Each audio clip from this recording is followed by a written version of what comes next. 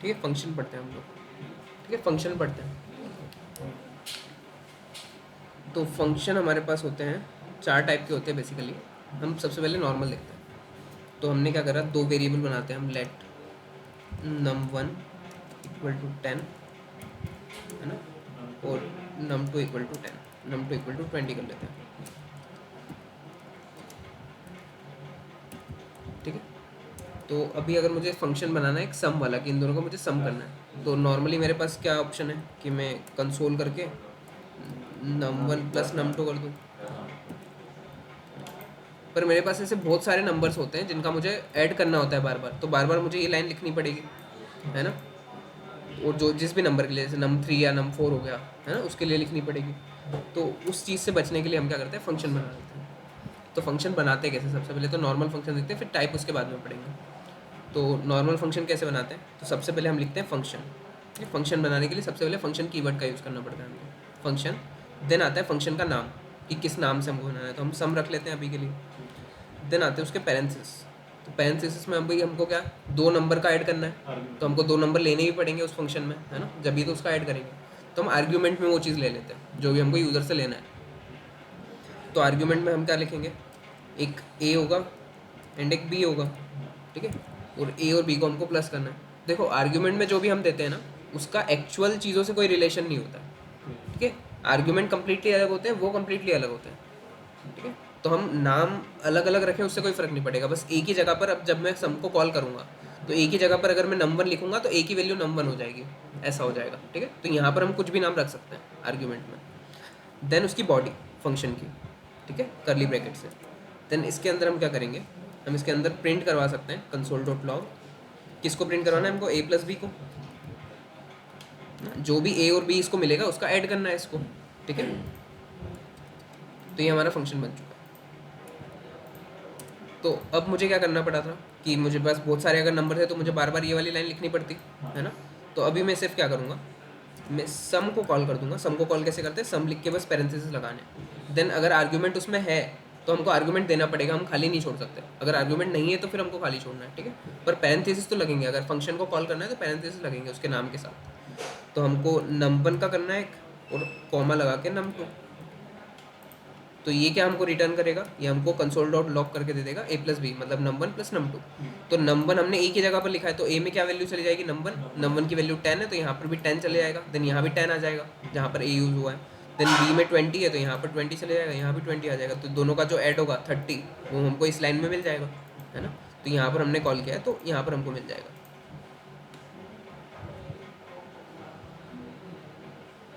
30। ठीक है, तो इसी को फंक्शन बोलते हैं। अब मुझे कितनी भी चीज़ों के लिए करना है, अब ज़रूरी नहीं मुझे वेरिएबल ही देने पड़ेंगे, मैं यहाँ पे डायरेक्ट नंबर भी दे सकता हूँ कि मुझे 50 और 100 का सम चाहिए, या फिर मुझे 30 और 5 का सम चाहिए, या फिर 55 और 7000 का चाहिए। तो ऐसे मैं इसको नंबर भी दे सकता हूँ, और ये मुझे सारी वैल्यूज़ प्रिंट करके देगा, 30, 150, 35, 755। ठीक है, तो अभी हमको किसी भी 2 चीज़ों का सम करना है, तो हमको बार बार कंसोल वाली लाइन लिखने की ज़रूरत ही नहीं, हमको सम फंक्शन को कॉल करना है, देन वो हमारा काम करके दे देगा। ठीक है, देन अगर हमको इन्हीं 2 नंबर का, अभी हमारे पास ऐसी सिचुएशन है कि इन्हीं 2 नंबर का हमको सम भी करना है, मल्टीप्लाई भी करना है, डिवाइड भी करना है, सब कुछ करना है, तो हम फंक्शन में ही कर देंगे। पर अगर नॉर्मली हमको करना होता है तो हमको क्या करना पड़ता है, एक ही इन दोनों के लिए हमको 4 लाइन कंसोल की लिखनी पड़ती, फिर दूसरे इस चीज़ के लिए भी हमको 4 लाइन लिखनी पड़ती, देन इसके लिए 4 लाइन लिखनी पड़ती। तो अभी हमको लिखनी नहीं पड़ रही बार बार, हम यहाँ पर बस मल्टीप्लाई, डिवाइड एंड माइनस। ठीक है, तो ये हो गया। मॉड्यूलस भी निकाल सकते हैं, है ना, निकालना है तो। देन हम यहाँ पर एक वो भी लिख देते हैं,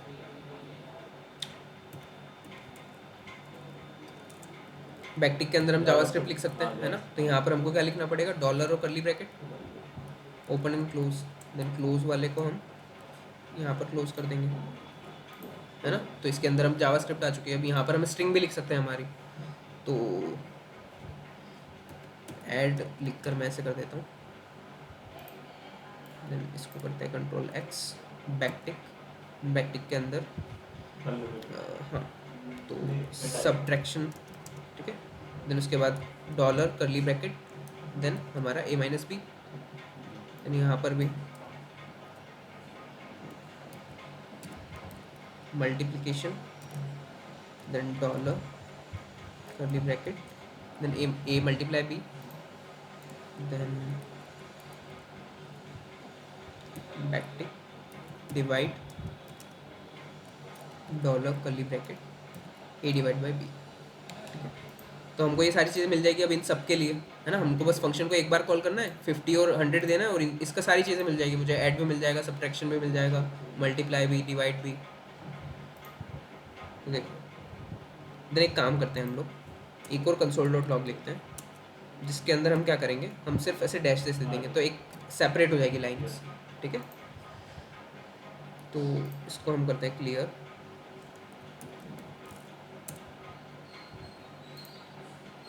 देखो, तो फर्स्ट वैल्यू कौन सी थी हमारी, 10 और 20, तो उसकी वैल्यू मुझे मिल चुकी है। उसका एडिशन ये है, सब्ट्रैक्शन ये है, मल्टीप्लिकेशन ये है, डिवाइड ये है। ठीक है, देन सेकंड वैल्यू क्या थी हमारी, 50 और 100, तो उसकी सारी चीज़ें हमको मिल चुकी है। देन 30 और 5 की भी हमको सारी चीज़ें मिल चुकी है। तो फंक्शन से क्या हो गया हमारा, एक तो कोड की रीयूजेबिलिटी बढ़ गई, है ना। हम इस कोड को बार बार रीयूज़ कर पा रहे हैं, है ना, और हमको बार बार लिखनी पड़ रहा है, हमारा टाइम बच रहा है ना। तो फंक्शन से हमको ये सारी चीज़ें मिलती है। तो फंक्शन बनाने से हमारा आधा काम तो वही हो जाता है ना। हमने एक फंक्शन बनाया सम नाम से, हम एक काम करते हैं इसको अरिथमेटिक, हाँ नाम कुछ भी लग सकते हो, अरिथमेटिक ऑपरेशन। मतलब अरिथमेटिक ऑपरेशन मैंने इसलिए लिख रहा है क्योंकि सारे मतलब ऐड तो नहीं कर रहे हैं, सिर्फ सम लिखते तो सिर्फ सम में सिर्फ ऐड होता है, तो हम नाम हमारे हिसाब से दे सकते हैं कुछ भी। तो अब हमको यहाँ पर भी वही नाम लिखना पड़ेगा जो हमने दिया है। ठीक है, जैसे पूरा ही हमको लिखना चाहिए।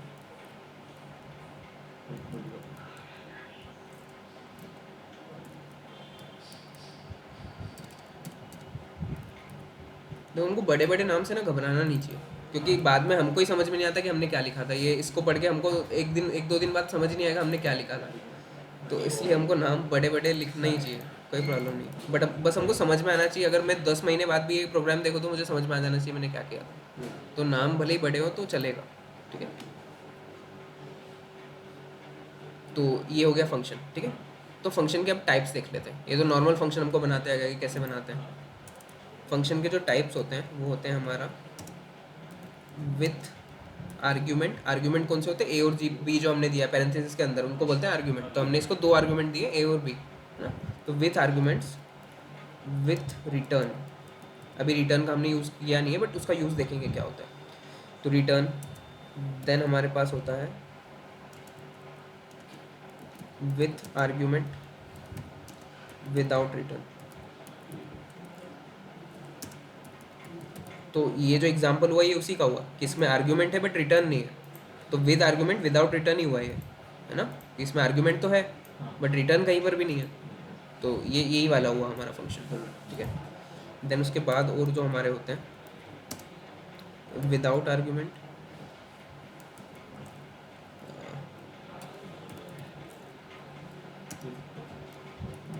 With return. मतलब इसमें आर्ग्यूमेंट होगा, मतलब आर्ग्यूमेंट नहीं होगा, रिटर्न होगा। मतलब इन्हीं का कॉम्बिनेशन चल रहा है। और एक क्या हो जाएगा जिसमें दोनों ही चीज़ें नहीं होगी, आर्ग्यूमेंट भी नहीं होगा और रिटर्न भी नहीं होगा। तो दोनों विदाउट विदाउट आ जाएगा इसी लाइन को। हाँ, ये भी विदाउट हो जाएगा, है ना। तो इसका वाला एग्जांपल तो हमने देख लिया है यहाँ पे, ये वाला कि विद आर्ग्यूमेंट विदाउट रिटर्न। इसमें आर्ग्यूमेंट तो है बट रिटर्न नहीं। हम इसका देख लेते हैं कि जिसमें आर्ग्यूमेंट भी है और रिटर्न भी है। ठीक है, तो देखो अभी रिटर्न की ज़रूरत क्यों पड़ी, है ना, वो देखते हैं। तो अभी हम क्या करते हैं, इन चीज़ों को कमेंट करते हैं, सिर्फ एक चीज़ करते हैं इसके अंदर। ठीक है, सम वाली। तो अभी मैं कर रहा हूँ सम। ठीक है, तो यहाँ पर क्या हुआ कि इसका मुझे सम तो मिल जाएगा बट इस वैल्यू को मैं किसी थर्ड वेरिएबल में स्टोर नहीं कर सकता। जैसे मैंने एक लेट num3 बनाया जिसमें मैं मुझे स्टोर करना है इन दोनों का ऐड, मतलब इन दोनों का ऐड 30 होगा तो मुझे 30 स्टोर करना है उसके अंदर। बट इस वाले इससे मैं कर नहीं पाऊंगा। देखो अर्थमेटिक ऑपरेशन को मैं कॉल करता हूँ किसके लिए, num1 और num2 के लिए, num1 एंड num2। तो हमको करना क्या था कि इस पूरे की जो वैल्यू आएगी, जो 30 आएगा, वो मुझे इस num3 में सेव करवाना है। ठीक है, तो देखते हैं सेव होता है कि नहीं। मैं यहाँ पर प्रिंट करता हूँ num3 को, तो num3 में 30 आना चाहिए। ठीक है, तो अभी क्या करेगा कि ये तो डायरेक्ट प्रिंट करता है, तो यहाँ पर प्रिंट तो हो ही जाएगा। हम इसको भी कमेंट करते हैं, इन सारी चीज़ों को भी, ठीक है। तो अभी देखो ये प्रिंट करता है, तो यहाँ पर प्रिंट हो जाएगा, तो दो प्रिंट होंगे यहाँ पे, दो चीज़ें।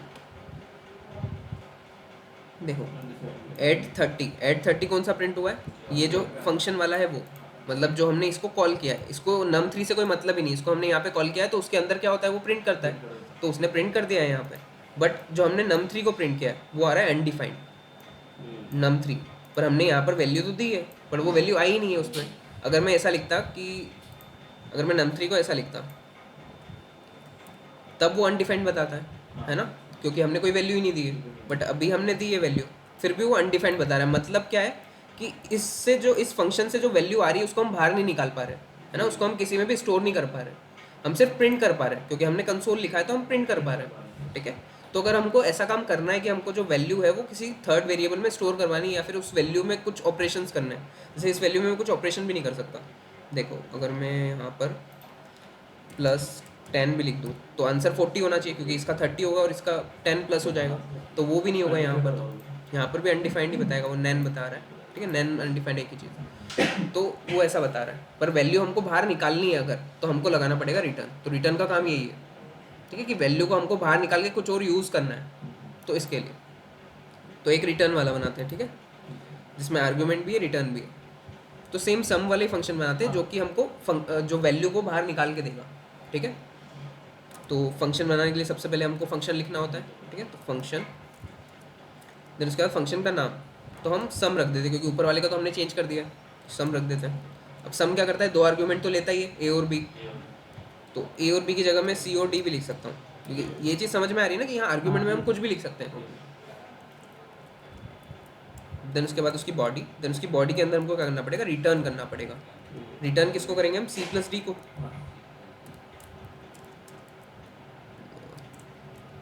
C+D को हम रिटर्न कर देंगे।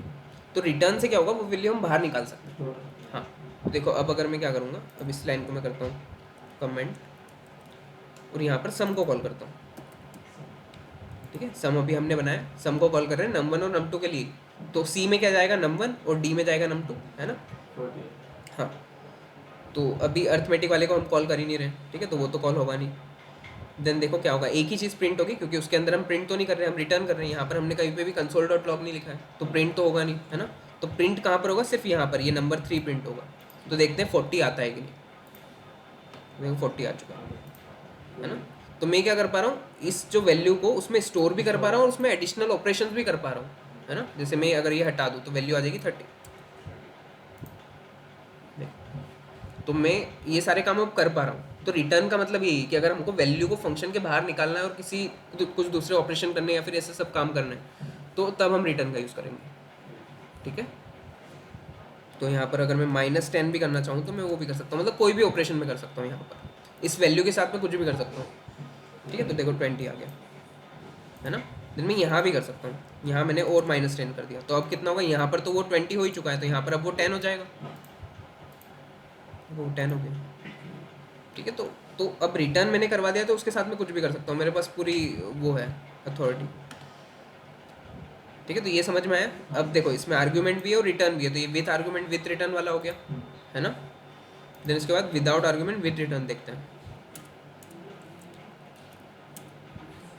तो ये वाला फंक्शन बेसिकली इतना काम नहीं आता है, बहुत कम काम आता है, क्योंकि अगर आर्ग्यूमेंट है तभी हमको रिटर्न करवाना होता है बेसिकली, बट फिर भी हम करके देखते हैं। तो अभी क्या होगा कि हम बनाते हैं फंक्शन, बनाने के लिए फंक्शन तो हमको लिखना ही है। देन फंक्शन का नाम, तो नाम में हम लिखते हैं इसको वैल्यू 5 मैंने नाम दिया, ठीक है, वैल्यू 5। देन ये आर्ग्यूमेंट तो लेता नहीं है, विदाउट आर्ग्यूमेंट है, तो आर्ग्यूमेंट कुछ आएगा नहीं, डायरेक्ट आएगा रिटर्न। तो रिटर्न करेगा ये सिर्फ 5 को, मतलब वैल्यू 5, बस ये इतना सा काम है इसका कि जहाँ पर भी मैं वैल्यू 5 को कॉल करूँगा वहाँ पर 5 आ जाएगा और कुछ भी नहीं, ठीक है, इतना काम है सिर्फ इसका। तो देखो अब मुझे क्या करना है, इसमें -5 करना है, तो मैं यहाँ पे डायरेक्ट 5 भी लिख सकता हूँ और उस फंक्शन का भी यूज़ कर सकता हूँ। फंक्शन का नाम क्या था हमारा, वैल्यू 5। तो वैल्यू 5 को मैंने कॉल किया पैरेंथेसिस, क्योंकि कोई आर्गूमेंट तो है नहीं, तो डायरेक्ट पैरेंथेसिस आएंगे। तो अब क्या होना चाहिए, यहाँ पर वैल्यू क्या आनी चाहिए, इसका सम हमारा है 30 30 - 5 25, माइनस कर रहे हैं ना, प्लस थोड़ी कर रहे हैं, तो 25। तो ये क्या रिटर्न कर रहा है, ये 5 रिटर्न कर रहा है। तो जहाँ पर भी ये लिखा था वहाँ पर 5 लिखा हुआ आ जाएगा, ठीक है। तो ये हमारा एग्जाम्पल हो गया। देखो अब आर्ग्यूमेंट नहीं है तो विदाउट आर्ग्यूमेंट विद रिटर्न, इसमें सिर्फ रिटर्न है, ठीक है। तो मतलब ये फंक्शन बहुत कम यूज़ में आता है, जहाँ पर भी आर्ग्यूमेंट होते हैं हम वहीं पर रिटर्न करते हैं, बट अगर है ऐसा तो हम कर सकते हैं, ठीक है। इसका एग्जाम्पल ऐसा कुछ है नहीं, तो मैंने नॉर्मल एग्जाम्पल दे दिया अभी कि हमको कहीं पर भी कोई वैल्यू अगर प्रिंट करवानी है, कोई वैल्यू अगर हमको चाहिए, प्रिंट नहीं, कोई वैल्यू हमको चाहिए, तो हम वहाँ पर दे सकते हैं। हाँ बहुत कम होता है, मेनली इसका यूज़ होता है और प्रिंट करने के लिए हमारा इसका यूज़ होता है ज़्यादातर। देन विदाउट में क्या होगा, देखो दोनों ही नहीं है, अब इसमें रिटर्न भी नहीं है और आर्ग्यूमेंट भी नहीं है, तो फिर से फंक्शन बनाने के लिए हमको फंक्शन तो लिखना ही पड़ेगा। देन फंक्शन का नाम तो हम ग्रीट बनाते हैं, ठीक है, ग्रीट करता है सिर्फ। देन आर्ग्यूमेंट तो है नहीं, तो डायरेक्ट बॉडी बनेगी, पैरेंथेसिस लगेंगे हमेशा, भले ही खाली लगेंगे बट लगेंगे। देन उसके बाद हम यहाँ पर कंसोल करवा देते हैं गुड मॉर्निंग। तो अब इस फंक्शन में देखो रिटर्न नहीं है, आर्ग्यूमेंट भी नहीं है, ये सिर्फ क्या करता है, गुड मॉर्निंग बोल देता है। तो इसको हम कॉल कर देंगे सबसे ऊपर, क्योंकि गुड मॉर्निंग तो जैसे ही प्रोग्रामर मतलब कोई भी यूज़र आया वैसे ही उसको हमको ग्रीट करना होता है, तो हम ग्रीट फंक्शन को कॉल कर देंगे। देखो सबसे पहले प्रिंट होगा गुड मॉर्निंग, देन जो भी काम हमने उसके बाद में करा है वो, ठीक है। तो अब इसमें ना आर्ग्यूमेंट है ना रिटर्न है ना, तो ये वैसा वाला हमारा फंक्शन हो गया। तो ये वाले भी काम में आते हैं जहाँ पर हमको सिर्फ मैसेज शो करवाना है ना। हाँ उसके लिए ज़रूरी नहीं कि मैंने ग्रीट बनाया तो ग्रीट के लिए, कोई भी मैसेज शो करवाना है हमको, उसके लिए हमको कोई वैल्यू किसी में सेव भी नहीं करवानी है, हमको कोई आर्ग्यूमेंट यूज़र से लेना भी नहीं है इसमें, सिर्फ हमको जो इन्फॉर्मेशन प्रिंट करवानी है वो करवानी है। तो अब इसका यूज़ क्यों है, हमने ये बनाया ही क्यों, हम डायरेक्ट भी लिख सकते थे console dot log good morning, है ना। बट अगर मुझे 10 पेज है मेरे पास, 10 पेज में मैंने करना है, तो मुझे 10 बार ये चीज़ लिखनी पड़ेगी। अगर ये तो सिर्फ गुड मॉर्निंग लिखा है, कोई बहुत बड़ी चीज़ भी हो सकती है ना जो लिखा हुआ हो, कोई बहुत बड़ा मैसेज भी हो सकता है, तो हमको 10 बार लिखना पड़ेगा। तो हम क्या करेंगे, कहीं पर भी हमको करना है तो ग्रीट फंक्शन को कॉल कर देंगे, हो गया हमारा काम, ठीक है। तो ये 4 टाइप होते हैं हमारे पास फंक्शन के। वैल्यू के बाद कहाँ पर,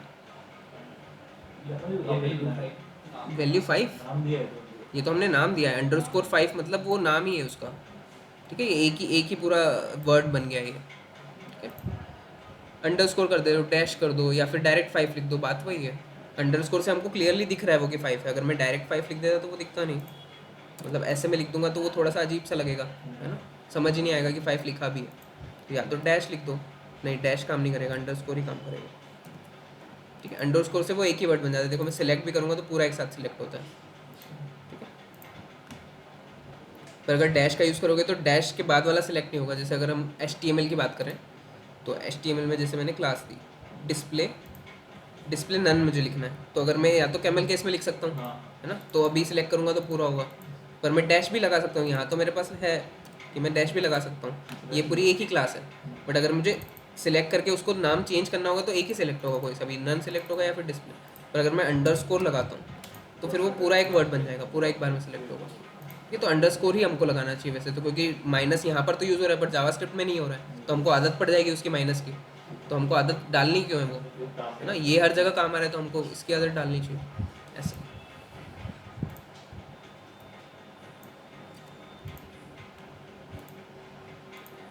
ठीक है, तो फंक्शन क्लियर है सारे।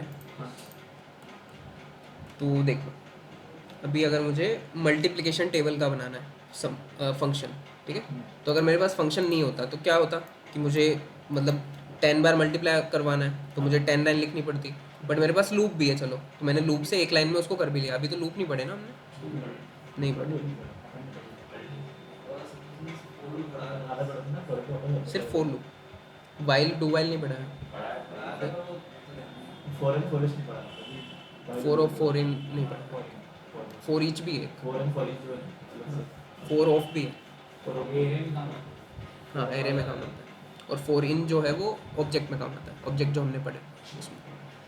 तो जैसे अभी क्या हो रहा था कि ऑब्जेक्ट को हमको क्या करना पड़ा था, एक एक करके करना पड़ा था, मतलब object dot name, first name, last name, ID, सब हमको एक एक करके करना पड़ा था। बट लूप में क्या होगा कि सारे एक साथ में आ जाएंगे, एक लाइन हमने लिखी और सारे एक साथ में आ जाएंगे। हाँ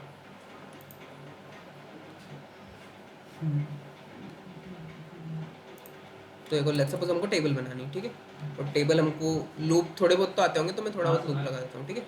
तो हमने फंक्शन बनाया, तो अगर हमारे पास फंक्शन नहीं है तो हमको क्या करना पड़ेगा, देखो, तो हम सिंपली लूप लगाएंगे, है ना, सबसे एंड में ही करते हैं, फोर लूप लगा देते हैं। तो फोर लूप हमने लगाया, तो स्निपेट भी हम यूज़ कर सकते हैं। तो इंडेक्स में हम दे देते हैं I equal to 0, then condition हम दे देते हैं, अरे क्या हुआ, आई, देन कंडीशन हम क्या देते हैं, वैसे एरे ये बाय डिफ़ॉल्ट लेता है, एरे तो हमको देना ही नहीं, हम खुद ही बना लेते हैं, छोड़ो, 4 है ना। 4 के बाद यहाँ पर हम इनिशियलाइजेशन करते हैं, इंट आई इक्वल टू 0, है ना। देन उसके बाद हम क्या करते हैं, कंडीशन लिखते हैं। तो कंडीशन हमारी क्या है कि आई इज़ लेस देन 10 होना चाहिए, मतलब ये 10 टाइम चलना चाहिए, नहीं बट हमको 1 से चलाना है ना, 0 से तो चलाना ही नहीं है, तो हमको यहाँ पर इक्वल टू लगाना पड़ेगा, या फिर 11 लिख दो, है ना। देन उसके बाद यहाँ पर क्या आएगा, आई प्लस प्लस, इंक्रीमेंट या डिक्रीमेंट जो भी हमको करना है। देन उसके बाद उसकी बॉडी, ठीक है, इंट तो आएगा, अच्छा हाँ, मैं सी क्यों कर रहा हूँ, लेट आएगा ना, सी में इंट लिखते हैं इसलिए मुझे वो,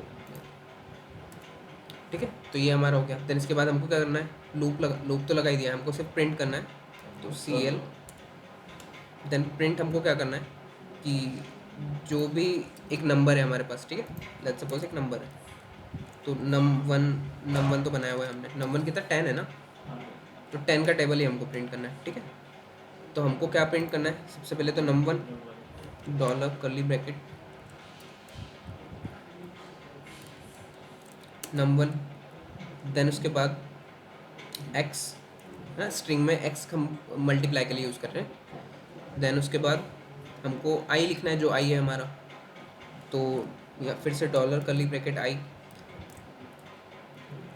फिर इक्वल टू लगा के हमको मतलब इस फॉर्म में करना है, कि इस फॉर्म में आना चाहिए कि जैसे 2 का टेबल लिखना है, तो 2 मल्टीप्लाई बाय 1 इक्वल टू 2, ऐसा वाला। तो ऐसा 10 लाइन हमको प्रिंट करना है, तो पहले 1 का मल्टीप्लाई, फिर 2 का, 3 का, 4 का, ऐसे। देन उसके बाद यहाँ पर हम क्या करेंगे, यहाँ पर रिजल्ट आएगा कि नम और आई का जो भी मल्टीप्लिकेशन होगा, तो यहाँ पर dollar num one multiply by I, ठीक है। तो अभी अगर मैं बैकटिक में नहीं लिखता तो क्या करना पड़ता मुझे, इसके लिए अलग से double bracket, then plus plus लिखना पड़ता है इधर भी, देन इसके लिए अलग से फिर से। तो बैकटिक के अंदर हमने पूरी जावास्क्रिप्ट भी लिख दी और स्ट्रिंग भी लिख दी, ठीक है।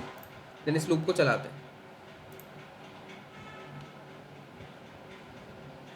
ठीक है। तो हमारे पास क्या हुआ, 1 से मल्टीप्लाई हुआ, ऐसे 10 तक मल्टीप्लाई हुआ, तो 10 का टेबल हमारे पास आ गया। बट अगर मुझे अब 30 का टेबल भी चाहिए, मतलब 20 का टेबल भी चाहिए, नम 2 का भी टेबल चाहिए, तो मुझे क्या करना पड़ेगा, मुझे फिर से इस लाइन को कॉपी पेस्ट करना पड़ेगा, कॉपी पेस्ट कर सकते हैं अभी, देन नम 2 लिख देंगे, देन यहाँ पर भी नम 2 लिखना पड़ेगा। तो ऐसा मुझे अभी तो 2 ही वैल्यू का चाहिए, मुझे अगर 100 वैल्यू का, मतलब 100 नंबर्स का मुझे टेबल लिखना है, तो क्या करूँगा, इसको 100 बार करना पड़ेगा मुझे, तो इसलिए हम बनाएंगे फंक्शन। हाँ बना सकते हो ना, तो उससे क्या हो जाएगा, उससे हो तो जाएगा, बट आपको कोड तो एक्स्ट्रा लिखना पड़ रहा है ना। तो अभी तो नम 2 का करा है, नम 3 के लिए अलग मुझे लिखना पड़ेगा, 4 के लिए, 5 के लिए, ऐसे मुझे कितना भी करना है, तो सबके लिए लिखना ही पड़ेगा। तो हम क्या करेंगे, फंक्शन बना लेंगे। तो फंक्शन में हम क्या करेंगे, देखो यहाँ पर हम बनाएंगे फंक्शन, फंक्शन का नाम है टेबल, जो कि क्या करता है, एक आर्ग्यूमेंट लेता है, आर्ग्यूमेंट में एक नंबर लेता है बस, तो n लिख लेते हैं हम, आर्ग्यूमेंट में लेता है n, और जो भी n होगा उसका ये टेबल लिख के दे देगा। तो इसको हम क्लोज करते हैं बाद में, वो फोर लूप उसके अंदर है, ठीक है। और जहाँ जहाँ पर भी नंबर है, अब वहाँ पर हमको क्या चाहिए, n चाहिए, आई तो हमारा रहेगा ही नॉर्मली फोर लूप वाला। तो अब इस टेबल को मैं जो भी नंबर दूंगा उसका मेरे पास टेबल प्रिंट हो जाएगा। देन हम एक काम करते हैं, यहाँ पर एक कंसोल डॉट लॉग लगाते हैं बैकटिक के अंदर, मतलब सेपरेट कर लेते हैं, तो जो भी हमारी टेबल आएगी इन दो के बीच में आएगी, ठीक है। तो अब टेबल को हम कॉल कर देते हैं। तो देखो ये फंक्शन किस टाइप का हो गया वैसे, विद आर्ग्यूमेंट विदाउट रिटर्न हो गया ना, इसमें रिटर्न नहीं है बट आर्ग्यूमेंट है ना। फॉर्मेट कर लेते हैं एक बार, ठीक है। तो अब टेबल फंक्शन को हम कॉल करते हैं, तो इसको एक काम करते हैं, पहले तो हम कि उस वाले सेक्शन में लिखते हैं विद आर्गूमेंट विदाउट रिटर्न वाले में, ठीक है, और टेबल को कॉल करते हैं ऊपर, टेबल num1 के लिए, देन num2 के लिए भी कर लेते हैं, देन हम भी कोई भी नंबर दे सकते हैं इसको, है ना, मैंने 2 दे दिया, है ना, 2 का आ जाएगा, मतलब कोई भी एक नंबर चाहिए उसको, n में क्या चाहिए उसको, कोई भी एक नंबर चाहिए, उस नंबर का वो टेबल हमको लिख के दे देगा। तो देखो हमारे पास रिजल्ट क्या है, इसको इधर करता हूँ, देखो रिजल्ट क्या है, 25 तो पहले आ गया हमारा, गुड मॉर्निंग ग्रीट वाला भी चल गया, देन वो ऐड वाला भी चल गया, देन उसने 5 को माइनस भी कर दिया, वॉल 5 वाला हमारा, देन उसके बाद क्या हुआ, 10 का टेबल आया, मतलब num1 का टेबल आया, num2 का टेबल आया, देन 2 का टेबल आ गया। ठीक है, तो अब टेबल फंक्शन को मैं जितनी बार कॉल करूँगा उतने टेबल मेरे पास आ जाएंगे, मुझे बार बार उस कोड को लिखने की ज़रूरत नहीं है, बार बार ये जो टेबल वाला कोड है, ये जो लूप है, ये मुझे चलाने की ज़रूरत नहीं है बार बार, बस मैंने एक बार टेबल फंक्शन बना लिया, देन टेबल फंक्शन को मैं कितनी भी बार कॉल कर सकता हूँ, तो ये फंक्शन का काम होता है। ठीक है, देन कल हम पढ़ेंगे एरो फंक्शन, मतलब फंक्शन का ही वो एक टाइप होता है, मतलब फंक्शन को और कैसे हम बना सकते हैं ईजिली, हाँ, तो वो एरो फंक्शन हम पढ़ेंगे। ठीक है।